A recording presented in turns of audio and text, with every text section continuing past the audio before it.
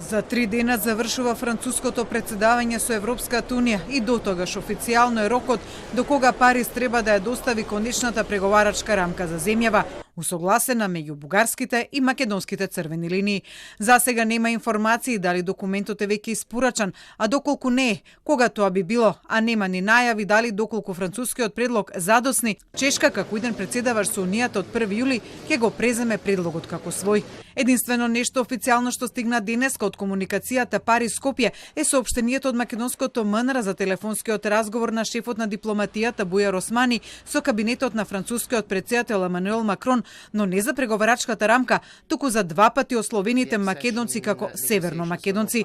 Во телефонскиот разговор од Париз уверувале дека се работи за ненамерна грешка на Макрон и оти Франција целосно го почитувала официјалното име на државава, како и соодветните придавки дефинирани во Обединетите нации согласно Преспанскиот договор.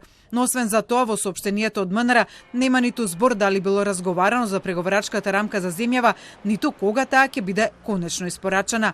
И додека се чека финалната верзија, без загради, да стигне од Франција, најголемата опозицијска партија во земјава ВМРО-ДПМН, го обвини Министерството за надворешни работи дека негов тим денеска е на тајни преговори во Софија, токму за францускиот предлог. Дали е точно дека овој тим денеска преговара за предлогот да биде ставен во протокол за Европската унија? Телма побара став од МНР за ваквите наводи на ВМРО-ДПМН, но досега таму не стигна никаква реакција. Во меѓувреме опозицијата се обидува да го внесе францускиот предлог во собранието и за него да расправаат пратениците. Во моментот сметам дека ние како парламент треба да ставиме точка на дневен ред и да побараме премиерот, министерот за надворешни работи и сите вклучени министри и структури од министерствата во проблематиката што и така која задира Република Македонија дојдат и поразговараат на пленарна седница. Од собранискиот спикер стигна брзо не на барањето, но исто толку брзо и реакција од Мицевски дека материјалите се веќе доставени.